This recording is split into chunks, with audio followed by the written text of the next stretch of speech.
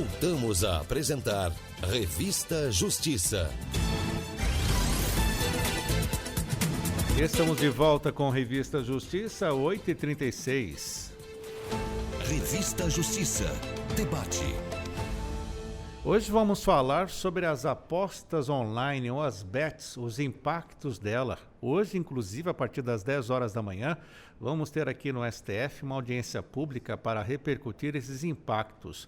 O âmbito dessa audiência se dá pela ação direta de inconstitucionalidade ADI 7.721, apresentada pela Confederação Nacional do Comércio de Bens, Serviços e Turismo contra a Lei das Bets. Segundo o ministro Luiz Fux, que convocou essa audiência, o objetivo não é colher interpretações e teses jurídicas, mas sim esclarecer questões associadas à saúde mental, aos impactos neurológicos das apostas sobre o comportamento humano, aos efeitos econômicos da prática para o comércio e ainda os seus efeitos na economia doméstica, além das consequências sociais desse novo marco regulatório. Vamos tratar desse assunto hoje com a nossa convidada e o nosso convidado. Começo apresentando ela que está aqui no nosso estúdio, a especialista em Direito e Relações Governamentais e entendedora de apostas online, doutora Bárbara Rodrigues Lima Telles. Seja bem-vinda, bom dia. Bom dia Sérgio, bom dia a todos, obrigada pelo convite, muito bom estar aqui falando sobre esse tema. Também tínhamos convidado o doutor Ulisses Juliano, mas houve um acidente de trânsito e ele não conseguiu chegar aqui aos estúdios da Rádio Justiça, mas está tudo bem com ele e a família. E também está conosco por telefone, ele que é psicólogo clínico comportamental, o doutor Jaime Pinheiro Rabelo, que inclusive não conseguiu chegar aqui no estúdio da Rádio Justiça devido ao Uber. Doutor Jaime, seja bem-vindo, bom dia. Bom dia a todos. Obrigado pelo convite também. Pois é, hoje a movimentação está um pouco difícil em Brasília, mas estamos aqui. Pois é, doutor Jaime, estamos aqui acompanhando esse movimento nessa segunda-feira, mas vou começar com o senhor falando a respeito desse tema das apostas online, um negócio que foi chegando assim, entrando no dia a dia do brasileiro. E dentro desta visão da psicologia, como o senhor acompanha esse crescimento dos jogos online e desse aumento também dos apostadores online, doutor? Bom, as apostas elas sempre foram uma questão a ser perseguida pelo brasileiro, né, do bingo, as bets, passando pelos cassinos também. Só que nos últimos anos, especialmente depois da pandemia, a situação tem ficado realmente cronificada, como o senhor falou na abertura, né? Principalmente a nível de seguridade familiar e economia doméstica. Então, as pessoas elas acabam acessando o ambiente da aposta não como um entretenimento para perder dinheiro, mas como uma oportunidade para multiplicar o dinheiro que já tem. E aí a gente tem o início do problema, né? Doutora Bárbara, e a senhora, como entendedora dessas apostas online, como a senhora pode fazer uma introdução a respeito desse tema? Os jogos online foram chegando e hoje temos muitas, empresas oferecendo esse tipo de aposta online. Como a senhora acompanha o crescimento desse mercado? Sérgio, o crescimento do mercado de apostas esportivas e de apostas online aqui no Brasil acompanha um pouco da questão da digitalização. A partir do momento que você tem acesso a tecnologias, você tem novas formas, inclusive, de entretenimento. As apostas, elas precisam ser enxergadas como um meio de entretenimento e não como um meio de investimento, muito menos como um meio de renda, não é isso. As apostas precisam ser comparadas como se fosse você indo a um cinema. Eu estou indo num cinema para me divertir. Estou usando um aplicativo de apostas para me divertir, sem esperar nada em troca. Porque no momento em que você enxerga como entretenimento, você consegue, inclusive, coibir as principais externalidades negativas advindas dessa atividade, como, por exemplo, possíveis endividamentos ou questões sociais aos mais vulneráveis. Quando você enxerga na forma como tem que ser devem ser tratadas as apostas esportivas e apostas online aqui no Brasil, a gente consegue realmente fazer toda uma análise social ali por trás de que as apostas elas são culturais. O brasileiro ele gosta de apostar. Ele realmente inclui esse entretenimento quase que no dia a dia, como uma forma realmente de se divertir. O que existe hoje e desde 2018 é a legalização desse mercado. Então, a Lei 13.756, em 2018, ela legalizou o mercado de apostas de cota fixa, numa forma de loteria, ou seja, serviço público. Desde então, ficou pendente uma regulamentação do tema, então foi isso que fez, inclusive, o mercado crescer desordenadamente, como você trouxe, de uma forma que hoje você tem muitas empresas e muitos jogos aí ao alcance das mãos de qualquer um. No ano passado, em 29 de dezembro de 2023, a gente teve a sanção da Lei 14.790, que traz mais regras de regulamentação para esse mercado de apostas e abre um importante marco para o início da regulamentação do setor. Porque antes o que você tinha era uma legalização e agora o que você tem é uma regulamentação. Desde maio desse ano, a Secretaria de Prêmios e Apostas do Ministério da Fazenda vem emitindo portarias, até o momento já foram 10 portarias temáticas, que tratam de temas sobre apostas esportivas e apostas online. Então você tem ali uma portaria que trata sobre requisitos e limites do jogo responsável, você tem uma portaria que trata sobre meios de pagamento, então proíbe a aposta em dinheiro, proíbe a aposta em cartão de crédito. Você tem também toda uma questão de requisitos para pedidos de autorização. Hoje o que a gente tem são, até vindo para cá, estava olhando, são 294 empresas que solicitaram, ou seja, requereram a licença pelo Ministério da Fazenda, estão aguardando que sejam analisados esses pedidos. E desde da portaria 1475, você tem um período de transição. Então, o Ministério da Fazenda incluiu em uma lista 100 empresas, exatamente 100 empresas que estão autorizadas a funcionar daqui até o final do ano, até 31 de dezembro, que seria a partir de 1º de janeiro, seria a viradinha de chave desse setor, que seria o momento em que todas as regras e regulamentações precisam ser seguidas por todos que tiverem a licença. É esse o status que a gente está hoje no mercado de apostas. Doutor Jaime, a doutora Bárbara falou sobre a questão do entretenimento, mas o brasileiro tem essa consciência do entretenimento não virar um vício? Bom, o entretenimento ele acaba sendo uma manifestação da cultura, né? Uma configuração, e ele vem, né, sendo consolidado, trabalhado, evoluído com o tempo. Boa parte dos nossos acessos à aposta, eles foram tratados, né, de uma maneira marginalizada e criminosa. A gente tem aí o exemplo do jogo do bicho, por exemplo, que prospera e sobrevive até hoje, mas que também é ilegal. Então, esse cenário ele dificultou um pouco o processo do brasileiro de se adaptar e de aprender a acessar esses elementos com responsabilidade. Então, sei lá, se alguém vai num cassino físico, a pessoa vai ali simplesmente para se divertir, como a doutora disse. Mas o que acontece hoje com o brasileiro eu tenho dinheiro, eu preciso de um dinheiro extra, né?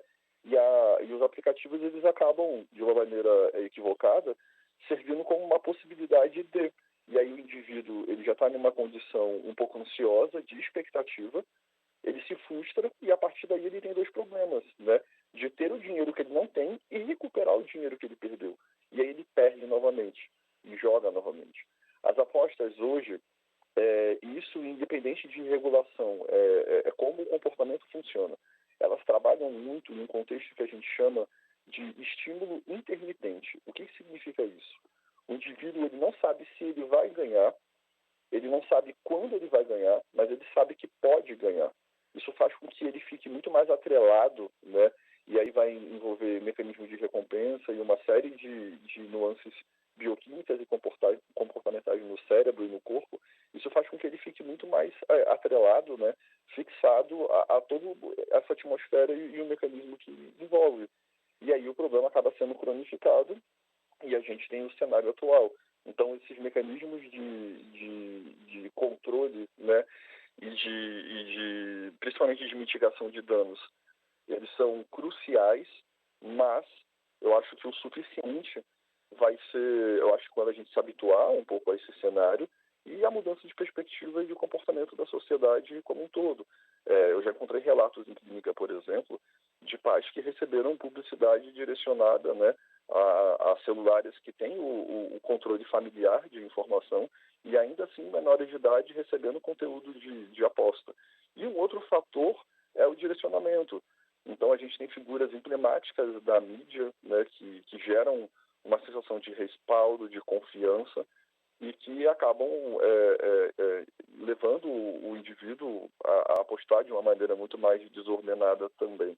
Então a gente tem esses dois cenários, a forma que os aplicativos, né, e o contexto de aposta se coloca é muito cruel, é muito agressivo, né, é muito imersivo por você estar ali em relação, e o outro é o cenário midiático da coisa. Então quando você joga em um bingo, por exemplo, é uma manhã inteira ou uma tarde inteira de entretenimento. Então as pessoas brincam, né? Elas comem, elas conversam. Agora na aposta é algo muito mais individual e voltado àquilo. Então não existe a atmosfera de estou aqui me divertindo em entretenimento, né? De lazer, ela é muito mais cerceada pela angústia, né? E pelo movimento individualizado do que outras manifestações culturais que são muito mais coletivas, né? E que tem muito mais essa característica de evento e de comungar ali de um momento coletivo do que a forma que o brasileiro médio aposta. A gente não aposta em um momento do dia para lazer. A gente aposta em um momento do dia quando dá, né? E, doutora Bárbara, esta lei das bets, a 14.790 de 2023, existe alguma previsão sobre justamente essas pessoas que se tornam dependentes desses jogos? Existe. O que a lei e as regulamentações posteriores trouxeram são importantes mecanismos, inclusive, de controle e fiscalização desses vulneráveis.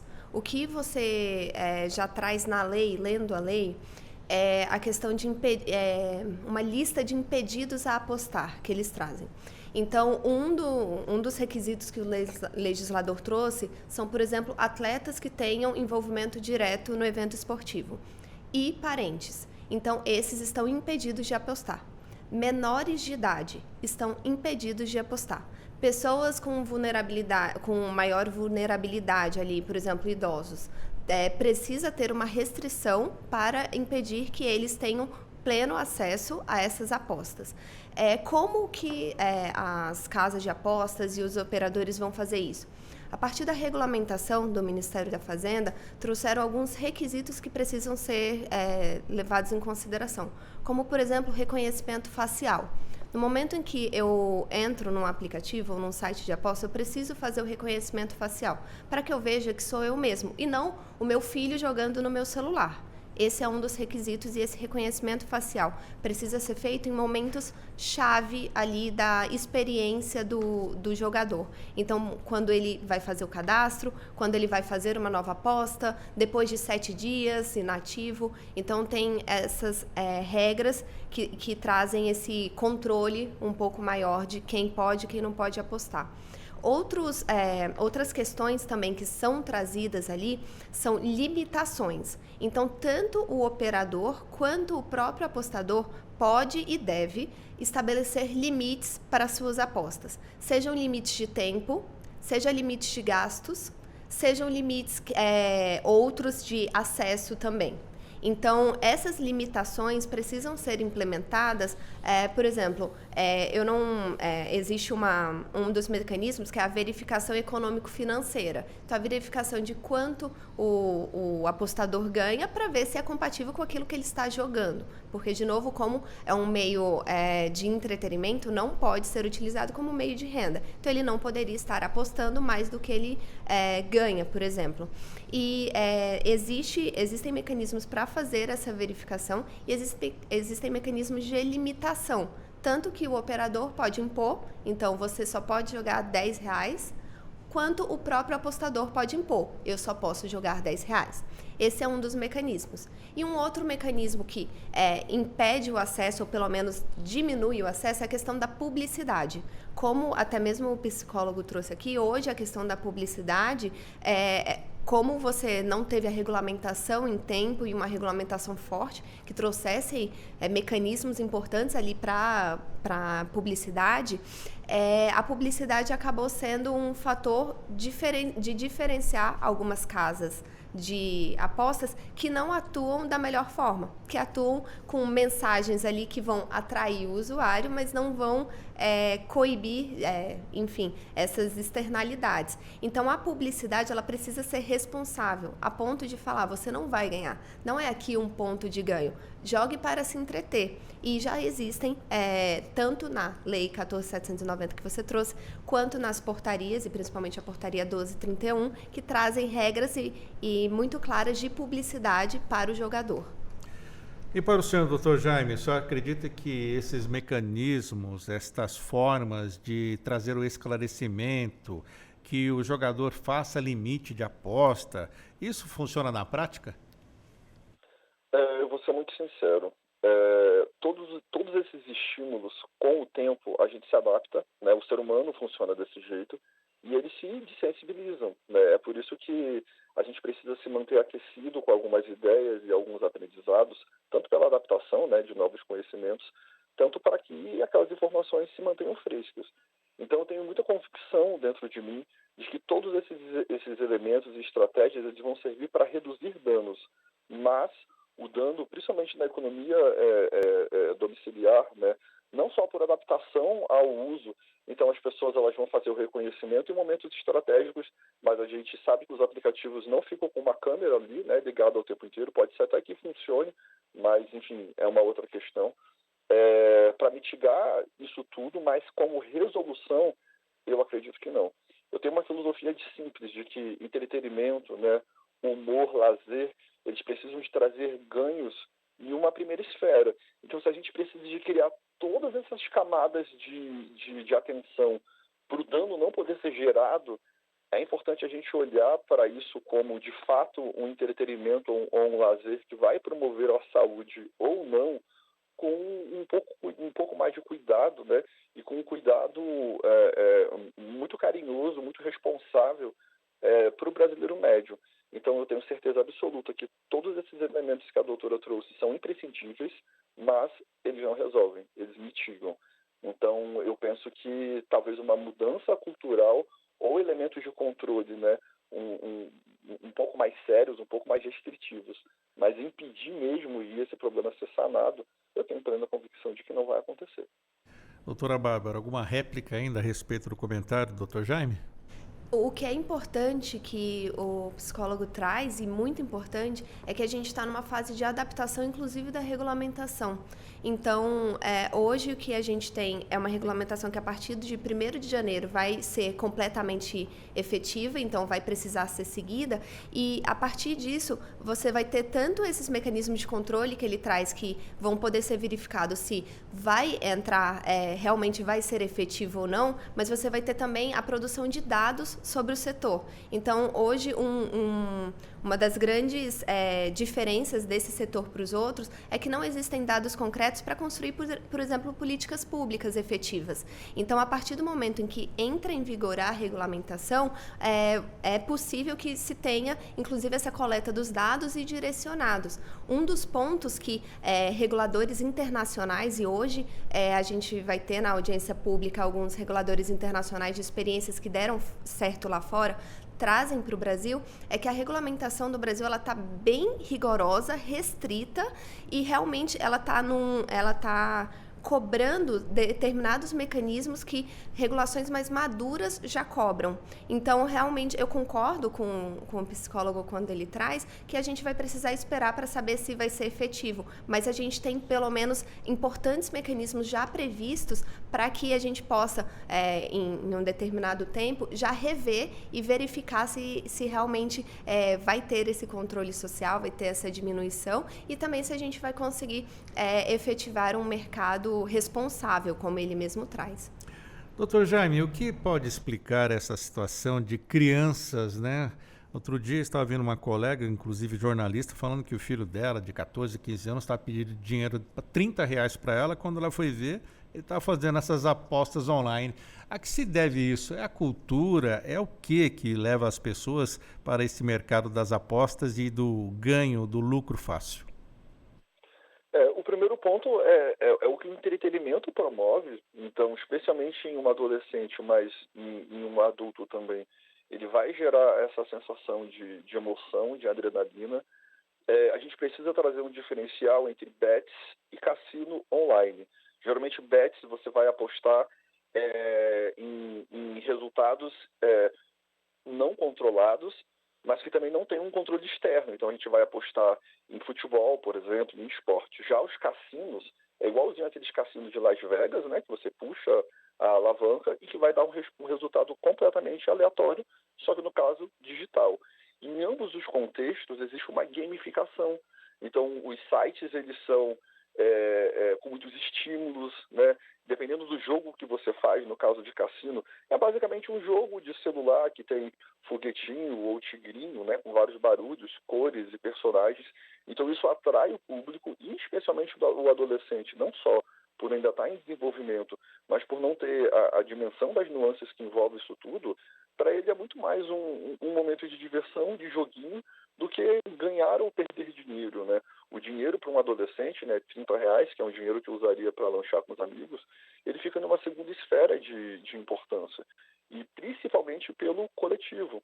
Então, os jovens, eles tendem a compartilhar os resultados ou comungar mesmo da aposta em grupo. Então, eles brincam, eles comparam, acaba sendo um momento coletivo que reforça um pouco isso. Então, eu penso que nesse exemplo em específico, a gente tem esses dois fatores, né? Os fatores primordiais que vão envolver o jogo, que é a sensação de adrenalina, né? De vitória ou frustração, mas as plataformas como um todo, elas usam muito esse cenário lúdico, né? De que muitas das vezes parece que a pessoa está simplesmente só jogando. Só que na prática, né, não é só isso o que está acontecendo. Então eu penso que, claro, que é proibido para menores de 18 anos de idade, mas que a gente precisa de ter uma atenção específica e diferenciada para adolescentes e jovens adultos nessa questão também, né? Eu ainda vou continuar com o senhor rapidamente, daqui a pouco nós temos Claro. o nosso intervalo, mas a que se deve isso? O jogo online foi chegando de uma forma que os pais, normalmente sempre falamos aqui sobre a desatenção com os filhos, e isso foi tomando assim a cabeça daquela criança, daquele jovem, porque essa coisa que traz satisfação rápida, principalmente quando envolve dinheiro, é a falta desse acompanhamento dos pais? Os pais de uns 5 anos para cá, talvez ali um pouquinho antes da pandemia, eles começaram a ter o dimensionamento do que é a internet. Mas eu vou trazer uma informação aqui para o público. Os jovens, eles já fazem parte de uma coisa que a gente chama de RNG, né? Random Number Generation, né? Os números aleatórios que não estão no nosso controle. Muito antes de toda essa explosão dos bets. Hoje, boa parte dos jogos online, eles têm um conceito que chama de loot box. Você compra uma caixinha digital e ela pode sair nada, é uma raspadinha. Ela pode sair nada ou um item que custa R$ 100.000, por exemplo. E aí os jovens, eles vão comprar as roupinhas, né, para os personagens dos jogos, eles compram através dessa caixa. Quando eles fazem isso, eles acessam todo esse contexto que eu falei inicialmente de intermitência. Eu vou gastar R$ 15 no item que pode me custar 50 mil, mas eu posso ganhar nada também. Então eles estão sendo apresentados, né, e acostumados a esse ambiente aleatório de ganho ou perda há muito mais tempo do que toda essa onda, né, toda essa leva que a gente tem tido com as bets, com os cassinos online. Então, o primeiro fator é esse, né? O segundo fator, como o senhor bem disse, é a falta de acompanhamento dos pais. Então, não tem como os pais estarem online o tempo inteiro. Os jovens se adaptam às novas tecnologias e às plataformas de comunicação muito mais rápido do que os pais. E, assim, acima da média, a gente vai ter os pais que realmente dominam as ferramentas de controle, etc. Mas, na prática, né, na família média brasileira, o que acontece é o inverso. São os jovens da casa que ajudam os pais com a tecnologia, né, em instalar algum aplicativo, em subir algum vídeo, em fazer algum envolvimento, né, ou alguma manutenção que seja um pouco mais digital e tecnológica. Não é o inverso, né? Então, em boa medida, são os adolescentes que educam os pais, principalmente os mais velhos, em relação a isso. Então, eu penso que a gente passa por um caos também, porque é uma adaptação cultural no mundo como um todo, né? Então, eu acho que é um pouco... É difícil a gente cobrar os pais de de terem todo esse acompanhamento e essa instrução, mesmo que seja necessário, mas a gente também ainda enfrenta um período grande ainda de adaptação e de entendimento de até onde vão as redes, né, e de quais são os alcances. Então, como eu disse, os jovens já são habituados a isso há um tempo, e sim, existe a falta de controle dos pais, e o cenário que é muito lúdico, é muito gamificado, não para trazer o jovem, mas para trazer a maior quantidade de pessoas possíveis. Então, a gente tem músicas, né, de tigrinho, de foguetinho, a gente tem piadas. Isso faz com que a atenção para isso enquanto um problema fique em segunda instância diante, né, da seriedade e da delicadeza que o assunto todo precisa ser tratado. Estamos conversando, debatendo aqui na Rádio Justiça sobre os impactos das apostas online ou das bets no Brasil. Lembrando que hoje, a partir das 10 horas, teremos uma audiência pública aqui no Supremo Tribunal Federal sobre isso. Estou conversando com o Dr. Jaime Pinheiro Rabelo, que é psicólogo clínico comportamental, e ainda com a doutora Bárbara Rodrigues Lima Teles, ela que é especialista em Direito e Relações Governamentais e entendedora de apostas online. Vamos fazer um intervalo e já voltamos para continuar tratando desse tema. Não saia daí.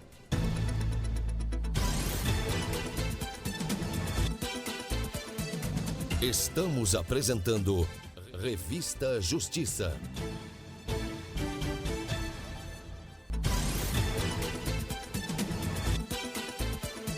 Voltamos a apresentar Revista Justiça. E estamos de volta com a Revista Justiça e vamos para a última hora dessa segunda-feira, 11/11/2024. Agora em Brasília, 9h05. Revista Justiça. Debate. Estamos falando sobre o impacto das bets ou das apostas online. Hoje, inclusive, será tema da audiência pública que vai repercutir esses impactos aqui no STF, uma audiência de 2 dias. Começa hoje e amanhã também teremos essa audiência que se dá em virtude de uma ação direta de inconstitucionalidade, ADI 7.721, apresentada pela Confederação Nacional do Comércio de Bens, Serviços e Turismo, CNC, contra a lei das bets. Estou aqui com a doutora Bárbara Rodrigues Lima Teles, ela que é especialista em Direito e Relações Governamentais e entendedora de apostas online, e também está conosco por telefone o psicólogo clínico comportamental Jaime Pinheiro Rabelo. Doutora Bárbara, explicando melhor para o nosso ouvinte aqui, chegou até uma pergunta do próprio doutor Ulisses Juliano, ele que está aí, teve um acidente de trânsito, mas está tudo bem. Ele fez uma pergunta aqui a respeito desta lei. Há alguma destinação para a sociedade do dinheiro que é arrecadado com os impostos? Algo que trata sobre isso? Doutor Ulisses está sendo sentido aqui, mas que bom que está tudo bem. Existe sim. A própria lei, desde o início, a Lei 13.756 de 2018, que foi reanalisada ano passado e teve uma nova lei, a 14.790 de 2023, ela traz as destinações sociais específicas. É um montante de 12% ali em cima do lucro da empresa, do operador, que vai para diferentes destinações sociais.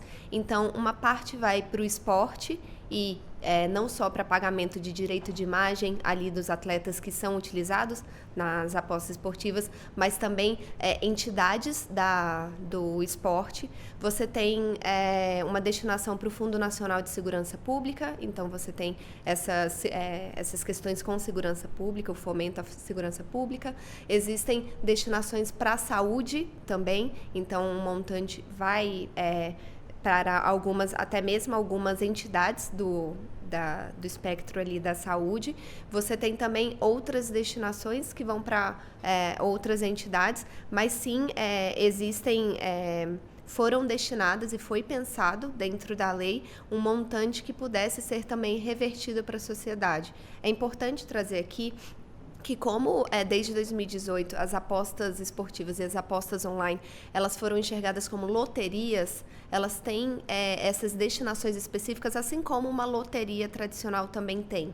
Então, no caso das apostas de cota fixa, as apostas esportivas, as apostas online, você tem esse montante de 12%, para além de todo os tributos normais de uma empresa que você já paga, esses 12% têm as destinações específicas e já existe na lei. Está no parágrafo 1º do artigo 31 da Lei 13.756. Então, tem exatamente quais são as destinações específicas que vão ter esses 12% destinados.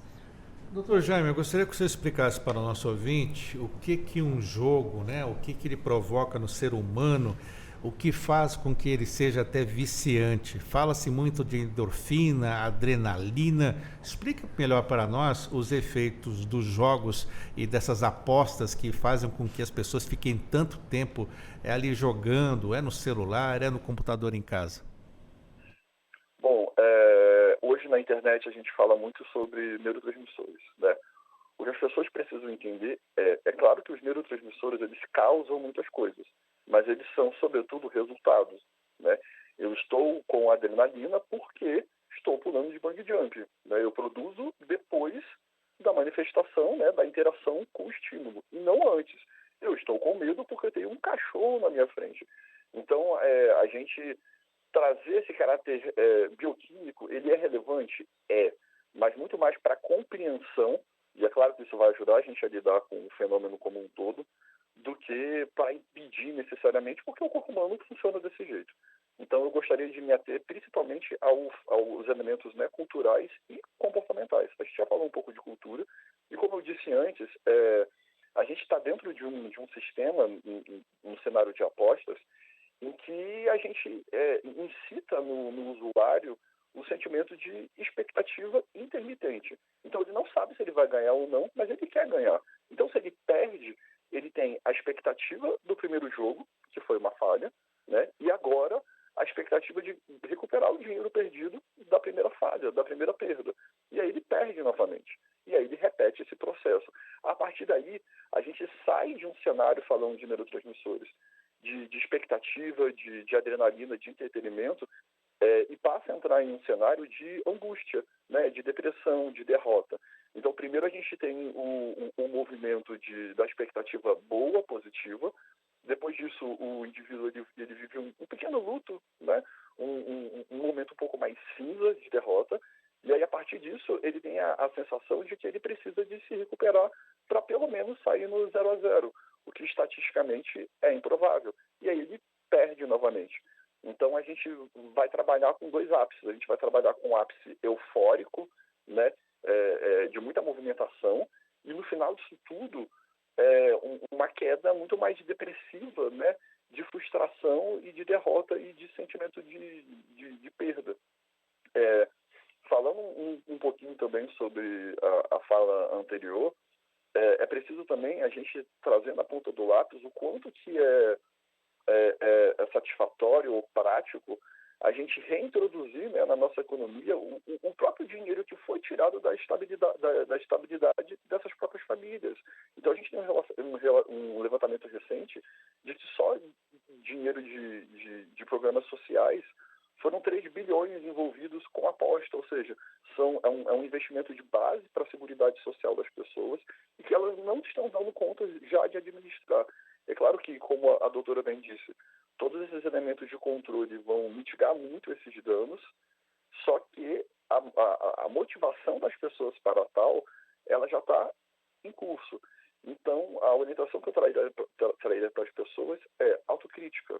Sabe, está com tédio, não tem o que fazer, talvez não seja o momento para jogar. Está precisando de um dinheiro extra, né? Está agitado, angustiado, talvez não seja um momento para jogar. Está em um momento em que você assistiria uma série em casa, né? Talvez abriria um vinho ou conversaria com os amigos, talvez esse seja o cenário não bom, né? Mas o cenário menos arriscado para entrar em contato e fazer o uso, né, dos aplicativos e assim efetivar a aposta. Eu vejo que as pessoas em geral, elas não têm um momento, elas não dedicam um momento disso como um lazer, como a gente faz habitualmente com outras coisas. Então, o resultado, obviamente, também vai ser diferente. Doutora Bárbara, esta lei que trata dos jogos online, a lei das bets, ela só é dirigida às apostas do futebol ou também entra esse famoso jogo do tigrinho e outros similares? é importante esclarecer que entram os dois. Quando foi legalizada em 2018, a lei foi pensada para as apostas esportivas. Então, apenas apostas em eventos reais de temática esportiva eram admitidos. A partir do ano passado, o legislador entendeu que era possível e propício aumentar esse rol, porque realmente, quando você tem o acesso ali às apostas esportivas, nas mesmas casas, você tem por vezes acesso também a esses outros jogos de cassino online, que se diz jogos online. O que é importante de distinguir é que esses jogos, principalmente os jogos online, o próprio jogo do tigrinho, que muito se fala, ele precisa seguir regras e regras muito restritas. Inclusive, uma das questões que o psicólogo trouxe há pouco foi a questão do RNG, do Random Number Generator, que nada mais é que um mínimo ali que precisa ser estabelecido nos jogos de retorno ao jogador. Todos esses jogos de jogos online que foram permitidos a partir da Lei 14.790, eles seguem uma série de requisitos ali para, inclusive, proteção do consumidor, pois precisam ser certificados. A partir do momento que você tem a certificação, inclusive de como ele funciona, de que não é só fica com a casa, ou também de que não é só ganhos absurdos para o consumidor, você tem todo um equilíbrio do jogo e uma fiscalização do jogo que é feito por entidades terceiras, que são os chamados laboratórios certificadores. Eles não fazem parte nem de dentro do operador de aposta, da casa de aposta, ele também não é o regulador, ele é uma entidade terceira que certifica o seu jogo de que está seguindo todas as regras exigidas pelo mercado brasileiro. E uma das principais regras é que a legalização veio como uma aposta de cota fixa, ou seja, eu preciso saber quanto que eu vou ganhar a partir do momento que eu aposto, ou quanto que eu vou perder também. Então, esses são requisitos que tanto a lei quanto algumas portarias trouxeram de proteção do jogo e proteção de que aquele jogo certificado é o jogo que pode ser apostado aqui em território brasileiro. Esses outros jogos que trazem descontrole, que trazem até mesmo muito mais uma publicidade por trás do que o próprio jogo, do que o próprio entretenimento, eles não vão ser permitidos a partir do ano que vem, e as casas que operarem, que tiverem a licença, precisam seguir essas regras do jogo responsável e do jogo correto ali, certificado. Doutor Jaime, infelizmente acompanhamos notícias tristes de pessoas que se endividam tanto com esses jogos online que acabam pegando dinheiro emprestado até com agiotas, e isso vai levando a uma situação de insustentação, assim, até física, emocional, e as pessoas acabam tirando a própria vida, inclusive com familiares fazendo apelos para que as pessoas não entrem nessa roda dos jogos online. O que leva uma pessoa a chegar a esse nível de endividamento e até a tirar a própria vida? Bom, a gente precisa de partir do ponto de que se o indivíduo ele está jogando por necessidade, né, ele tem dinheiro contado e ele precisa multiplicar aquele dinheiro, não é um momento de mero lazer, provavelmente ele já está exposto a alguma vulnerabilidade social ou pessoal psíquica, né? A gente tem alguns perfis de transtorno de personalidade e de psicopatologias que são mais vulneráveis a esse contexto.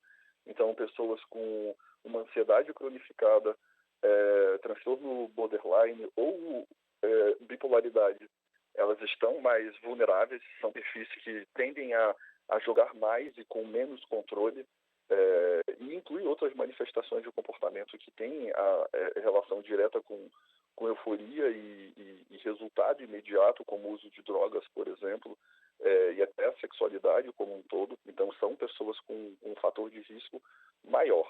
Então, retornando, se o indivíduo ele já está em vulnerabilidade, ele provavelmente já está a um passo ou já está adoecido. A partir do momento que ele, hoje, né, não sei nesse futuro de um ano com todas as regulamentações, mas hoje, quando ele joga, partindo já desse ponto, e acaba cronificando o problema, porque a chance dele perder o dinheiro ou perder parte do dinheiro é consideravelmente maior, a partir dali a gente já tem todos os elementos para potencializar esse quadro em curso. A partir dali, ele tenta mais uma vez, ou quantas vezes for necessário, a partir do momento que ou ele não tem mais dinheiro, ou ele cai na conclusão, na percepção de que isso não vai ser a solução, e aí a partir desse momento entra todas essas instâncias mais depressivas, né? De frustração, de tristeza, de angústia, de desespero. E seres humanos nesse contexto, eles tendem a se desregular, né? A ficar um pouco mais instáveis e, sobretudo, desesperados. Então, eu penso que esse cenário triste que a gente tem de adoecimento e, às vezes, até de autoextermínio, ele é um resultado de um cenário que já fazia parte daquele indivíduo, que foi manifestado na configuração, né, do jogo, poderia ser em outro contexto, como a gente tem, e a partir daí a gente tem uma bola de neve em curso. Então, o que tem acontecido é isso, são pessoas que já têm um problema ou uma vulnerabilidade, elas acabam se expondo a um contexto em que aumentam essa vulnerabilidade, e aí a gente tem um problema diretamente cronificado. Doutora Bárbara, voltando a um dos temas hoje da audiência pública, teremos vários participantes, mas o que o nosso ouvinte pode ter como uma notícia boa? Será que há algo de bom dessa lei das bets que podemos trazer aqui para conhecimento do nosso ouvinte? Acredito que essa audiência pública de hoje ela é tão salutar porque ela vai trazer informação. Quando o ministro Luiz Fux ele convocou essa audiência pública, dentre ali as 10 pessoas que vão falar agora de manhã, 24 que vão falar à tarde, 12 que vão falar amanhã, entidades representativas, ele trouxe realmente não só pessoas que vão falar contra ou a favor, mas que vão trazer importantes contrapontos, sejam sociais, econômicos e também de regulamentação, que vão ser importantes até mesmo para a reflexão da própria indústria dos caminhos que estão sendo seguidos. Uma das boas notícias que eu acredito que todas essas exposições vão trazer é a educação e trazer informação sobre a regulamentação que foi construída, que é uma regulamentação muito forte, uma regulamentação baseada em boas práticas internacionais e o que funciona aqui no Brasil. Então, a gente chama muito a tropicalização também, então trouxe as regras para o Brasil e a gente vai poder escutar e eu espero que vamos poder escutar desses representantes contrapontos importantes de reflexão, até mesmo que já estão na regulamentação. Um ponto que a gente tocou há pouco, por exemplo, a questão do acesso a menores de idade. Uma coisa que não se fala muito é que os menores de idade eles são impedidos de apostar. Então, não pode, no momento em que a gente pode falar de responsabilização de pais e tudo mais, mas são impedidos de apostar, está na lei. E para poder coibir isso, existem mecanismos como, por exemplo, todo o cadastro que você vai ter que indicar não só o seu CPF, mas também a sua data de nascimento, o reconhecimento facial, a questão dos meios de pagamento também. Eu só vou poder receber, como casa de aposta, eu só recebo um meio de pagamento a partir do CPF cadastrado e só faço a devolução do dinheiro pro CPF cadastrado. Então, toda essa rastreabilidade do dinheiro é importante. Outro mecanismo que a gente falou há pouco também é a questão do endividamento. Existem mecanismos que foram previstos para rastreabilidade do dinheiro, como, por exemplo, a proibição de cartão de crédito, a proibição do dinheiro em espécie. Hoje, a maior parte das apostas, mais de 90%, elas são feitas via Pix. Então, você consegue fazer a rastreabilidade, inclusive, de impedir quem não deve apostar de apostar. Então, acredito que de tudo dessa audiência pública, o melhor vai ser não só colher elementos, mas também colher informações daquilo que está, inclusive, incomodando a sociedade sobre esse ponto. E que a gente possa pensar, a partir de uma regulamentação que vai entrar em vigor e daqui a 2 meses, então está muito próximo, que a gente possa colher dados concretos e levar essas preocupações que vão ser trazidas hoje como políticas públicas efetivas de controle, que realmente os dados que a gente vai colher hoje, que a gente vai colher a partir de um mercado regulado, a gente possa utilizar como um bem para a sociedade, não só para a indústria que está se formando e que hoje a gente não consegue mais falar em trazer para ilegalidade. Você precisa realmente trazer mecanismos e ferramentas de fiscalização e controle que você consiga levar essa indústria, que ela possa fazer tão bem para a sociedade quanto o contrário, ou pelo menos que você tenha os controles minimizados ali, maximizados, desculpa, de maneira que você possa realmente trazer todas essas reflexões sociais, econômicas, financeiras que vão ser trazidas realmente efetivas. Ouvimos falar também, doutora Bárbara, sobre proibição das pessoas que recebem dinheiro de programas sociais como Bolsa Família. Isso seria possível? Hoje, na legislação como ela está, isso não foi incluído. No final do ano passado, quando estava tramitando o PL 3626, que foi o que deu origem à Lei 14.790, os legisladores, então os nossos deputados e senadores, debateram esse tema. Inclusive, com a possibilidade de colocar uma restrição de acesso a quem está ali inscrito no CAD único, por exemplo, ou até mesmo em programas sociais do governo. Isso não foi incluído, então hoje, para que você tenha efetivado, você precisa passar uma nova lei, então um novo projeto de lei ali, pelo menos ajustando esse ponto. O que a gente vê é um debate muito grande no Congresso também, mas existem já mecanismos que, apesar de você não ter já em vigor essa restrição de acesso, então os legisladores levaram muito em consideração a questão da liberdade particular de cada um de poder apostar. O que a gente tem hoje são mecanismos, por exemplo, de verificação econômico-financeira, que o operador de apostas esportivas precisa fazer com os seus jogadores, com seus apostadores. Então, acho que eu comentei no início, mas além dessas limitações de só posso jogar R$10, também uma verificação da renda dele. Então, se ele está apostando mais do que poderia, de acordo com a renda informada dele, eu vou precisar coibir como casa para que ele não possa jogar e não possa gerar não só esse endividamento, mas também que eu não possa afetar outros programas sociais do governo. Doutor Jaime, para o nosso ouvinte que está acompanhando essa entrevista a respeito dos jogos online e tem um familiar, uma pessoa próxima que está viciada nesses jogos, qual conselho que o senhor dá? É possível fazer alguma coisa para tirar a pessoa desse vício do jogo?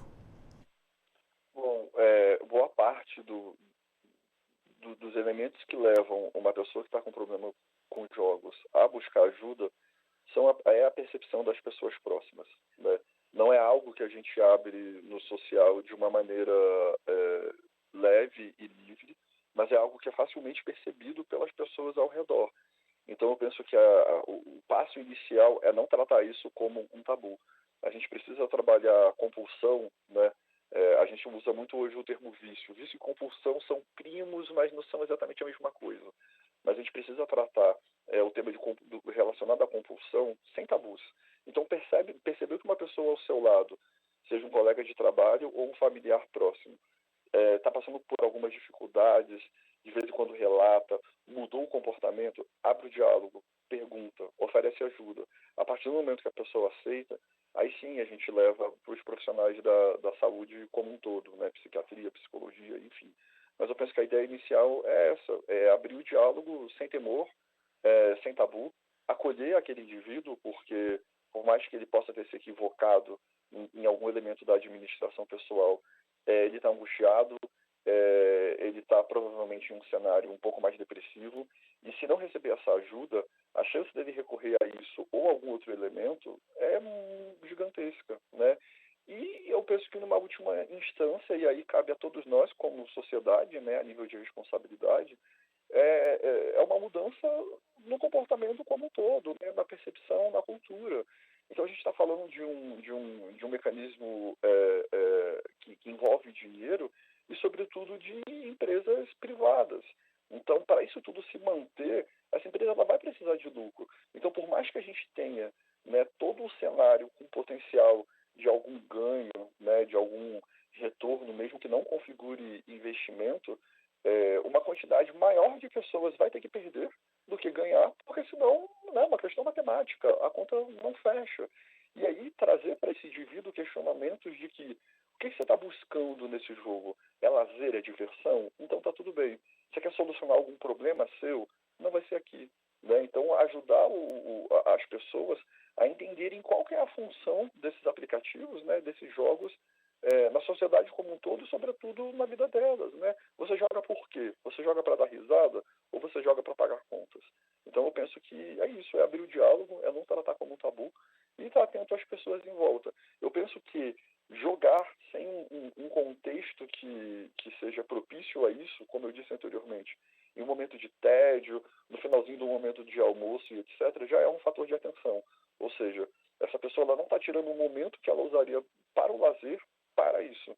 Então é preciso que a gente se atente. Né? É igual um usuário de bebida, né? Uma pessoa que tem problema com álcool.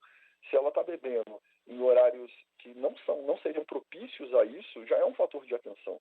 Então, se a pessoa joga em um momento que não é tão pertinente, né, não é voltado para isso, é mais um momento de improviso, a gente precisa estar atento, abrir o diálogo e tratar sem tabu. E se o senhor tivesse alguma sugestão para fazer a respeito desse projeto, ou melhor, desta lei, o que poderíamos aperfeiçoar, doutor Jaime? Eu penso que todos esses controles de renda, né, e de uma verificação pessoalizada são imprescindíveis, principalmente a nível de proporção, né, quanto eu ganho / quanto eu posso gastar. Talvez investir parte desse dinheiro para pessoas que não querem mais jogar, por exemplo, né, como é feito com algumas estratégias hoje que envolvem contextos de vício. E eu penso que, sobretudo, colocar os pés no chão. Então, entender que o brasileiro é um povo extremamente inteligente, extremamente inventivo e criativo, para o bem e para o mal. Né? Claro, todo respeito à nossa população, mas para o bem e para o mal. Então, a gente é o país da gambiarra, é o país também do jeitinho. E eu falo com todo respeito mesmo, no sentido de que a gente é um povo motivado, de que sabe sobreviver. Então, se as pessoas elas querem fazer o uso desses jogos e elas estão restringidas disso, elas vão buscar contornar, né? Elas vão ali na sala pedir para o pai ou para a mãe fazer todas as verificações, né? Verificação de rosto a gente faz rapidinho. A gente tem outras causalidades maiores, né? Como crimes e outros elementos, né? De inadequação mesmo ali. Mas eu penso que é isso, a gente precisa de um controle pessoal, né? De indivíduo para indivíduo, dentro do contexto e da realidade de cada um. Mas eu ainda tenho, né, hoje, uma certeza dentro de mim, mesmo com toda a regulamentação, de que a gente ainda está em um cenário delicado. Então, se a gente precisa de ter tanto cuidado para um lazer, talvez esse lazer não seja tão inofensivo assim. Né? Então, eu gosto de trazer sempre assim para os meus pacientes. Mas vai com consciência. A gente pode beber quando a gente sai, mas precisa ter responsabilidade para o retorno. A gente assume essa responsabilidade. Então, com o jogo, precisa ser feito da mesma maneira. Se está jogando sem consciência, talvez não devesse jogar. Muito bem, infelizmente o nosso tempo está esgotado. Hoje o nosso debate falando sobre a regulamentação das apostas online, as bets, inclusive será tema da audiência pública a partir das 10 horas da manhã hoje aqui no Supremo Tribunal Federal. Quero agradecer à doutora Bárbara Rodrigues Lima Teles, ela que é especialista em Direito e Relações Governamentais e entendedora de apostas online, que volta daqui a pouquinho também para antecipar um pouco esta audiência pública. Doutora Bárbara, obrigado por comparecer aqui aos estúdios da Rádio Justiça. Até já. Até já, muito obrigada pelo convite. Também agradeço ao Dr. Jaime Pinheiro Rabelo, ele que é psicólogo clínico comportamental. Dr. Jaime, obrigado pela atenção com a Rádio Justiça. Até uma próxima. Obrigado demais. Bom dia a todos. Agora, 9h32, intervalo no Revista Justiça, e na volta vamos saber a Semana do Judiciário. Vamos conversar com o Dr. Tiago Pádua. Até já.